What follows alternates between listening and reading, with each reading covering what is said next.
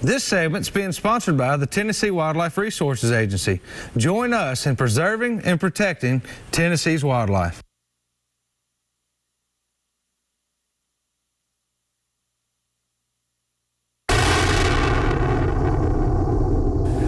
Me and the boys had a really good dove hunt this morning. There were several bulletproof birds that flew through, but nonetheless, we had a good time. Now the fun comes, teaching them how to clean them. You know, as outdoorsmen, we have a responsibility to teach and train the younger generation about our love for the outdoors. Take them hunting, take them fishing, in hopes that they will love it as we do and pass it on to the next generation. The Apostle Paul wrote a letter to the church of Ephesus, and he was giving them direction on how to live. One of the things he said was, "Fathers, do not provoke your children to wrath, but bring them up in the training and the admonition of the Lord." You know, as parents, as dads, as friends, we have a responsibility to teach the things of God to our children and to their friends, to bring them up that they will be godly men and women. So my challenge for you this week is this. Take someone hunting, take your children hunting, take your neighbor hunting, teach them the things of the outdoors that you love, and take a moment to pay attention to God's blessings and start that conversation. You never know where that may lead. Hey, thanks for watching this week. We pray that you are blessed. And always remember, keep shooting straight.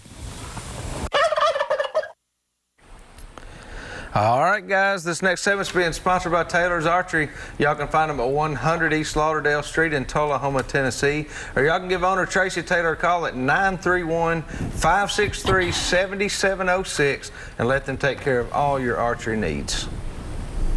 All right, welcome back. If you guys want to call in, you can go ahead and start doing that at 615-737-7767. And while we're waiting on some of those calls, let's talk a little bit dove hunting, guys. So I mentioned earlier, Emory's done this since she was 3, and it's kind of become one of your favorite things to do. But what do you think, Emory, sets it apart from other hunting? What do you like about dove hunting? I love my funniest part is when everyone says bird. When they start yelling. And then as soon as they say bird, I'm like, where? And then they say, never mind, Tweety bird. Yeah, sometimes they'll call the wrong bird out on you, but you do start to learn what they look like, don't you? I mean, even you have gotten very good now at being able to say, you know, that's a dove. People ask all the time, how in the world do you know that that's a dove? And you learn what they look like. As far as what are some of the things that they do? Well, doves, as you know, they go straight when they fly, and then Tweety birds, you know it's a Tweety bird because they go up and down. They move up and down like this. That's good information. That's right. And one other thing too, just to point out. Now this year, Randall, I got the first one I have ever gotten. I've seen them on fields, but I got a collared dove this year on opening day. It was the first one that, and actually, I don't think I got it. I think Jack actually hit it. But point being, it was a bonus bird, and that was pretty neat. But most of the doves that we hunt here are what are they called? Do you remember what those are called? I think they may be called mourning doves. Mourning doves, that's right. Most of them are mourning doves. So you get down to Texas, you got white wings.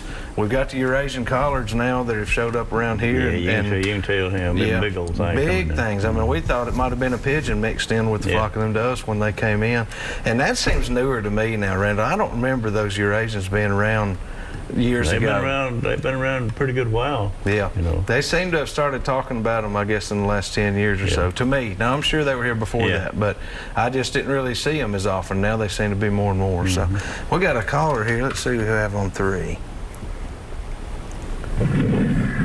Tim, how are you doing tonight?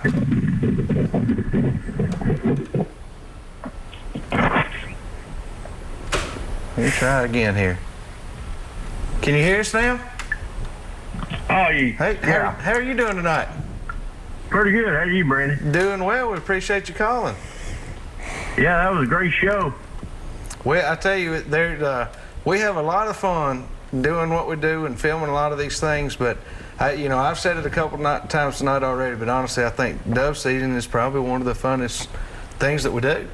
As far as just enjoyment. I'm proud you're taking that little girl. I had 3 boys I took out there and taught them how to do it. Yeah, I mean, I still remember doing it when I was, little like that. I still remember every bit of it. Yeah. Well, I didn't get to do it when I was little. I had to come to Tennessee. I'm from Missouri. And I came to Tennessee, and they took me in a dove field. Yeah. And that's when I learned how to do it. But I had a question about your about deer hunt. Yeah, go ahead. I remember 2 years back they started. You could have a feeder out 250 yards from where you hunt, and leave it out with food in it, as long as you're not hunting 250 yards from it. Okay. Is that true? Okay, I will tell you that there is a slight bit of truth to what you're saying, but I will give you the best advice I can give you. Do not have it out there at all. There are several stipulations around that where you could be hunting let's say a roadway that leads to that bait station. You could be hunting a trail that leads to it. There are many ways that you could falter in doing that, to be honest. Now, if you had 1,000 acres and wanted to set a feeder up over on 100 acres by itself that you didn't even walk into, that would be one thing. But I would not be anywhere near it. I wouldn't give any reason to be able to be said that I was hunting a trail leading to it, because it can be over 250 yards, and if there's any doubt that those deer might be coming past where you're at to get to that feed, they're going to get you just the same as if you were sitting over top of it. Okay. Well, I wanted to make sure. Yeah, absolutely. That's a great question. I always empty it out. Yeah, that's a great question. But we appreciate you calling. I appreciate it. Yeah, thank you for calling tonight. Sir. Bye. See you. How are you doing tonight, Parker Van Treese? Oh, I'm doing all right. How about you? Doing great, man. Are you still grinning at home right now as much as you was in that video a while ago? Oh, yeah, of course. That's great, man. I wanted to tell you thank you for having me out there. I had a great time. Yeah, absolutely. I'm glad you came out and got to hear some of the antics from Bubba and all the gang out there and just have a good time with us. It's a lot of fun, isn't it? I mean, it's not just about the doves and the hunt really so much. I mean, there's a lot of fun and just camaraderie that's involved around it. But I'm glad you got out there with us. Now, that was your first time to go on a dove shoot. That's correct, isn't it? Yes, sir. I've shot doves before, but I'd never been to an actual shoot before. And we had a couple good ones. We did. We were blessed with a great season this year. But, you know, again, Parker, we appreciate you putting in this year and really enjoyed having you out there on the field and looking forward to actually hearing some more from you, hopefully this season as deer season comes on. Well, good Lord willing, I'll have a couple deer on the show. Hopefully that's going to happen. We'll talk to you soon, man. Thank you for calling. All right, you're welcome. Have a good night. Have a good evening. Bye. All right, guys, a few good callers there. Let's go on over and do this week's tip of the week. This week's tip of the week is being brought to you by our buddy Wes Stone over at Cryolite Real Estate Services. Y'all can find him at 1432 West Main Street in Lebanon, Tennessee, or give him a shout at the office there, 615-444-8200, and let him take care of all your real estate needs. All right, welcome back to the studio.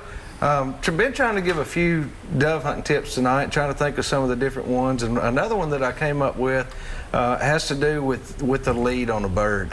A lot of times, most of the time, as a matter of fact, I'm sure Randall would agree, when people miss a dove, you're behind it. You're behind that bird, or a duck, or anything, usually you're behind it. But these birds can fly up to 55 miles an hour. You can look that up. I mean, they are zooming when they come in. My point in saying that is two things. One, you really usually need to be, believe it or not, at least 6 foot out in front ahead of that dove. Unless he's pretty close to you, you need to be shooting close to 6 foot in front of that bird. And that's why so many people end up behind them. One other thing I will mention is when you go to purchasing loads, I know these days it's tough to find exactly what you want, but if you're shooting a 12 gauge, I would suggest getting a 1 1/4 ounce load at least, if not a 1 1/2. And if you have a 20 gauge, I would suggest a 1 ounce load rather than a 7/8.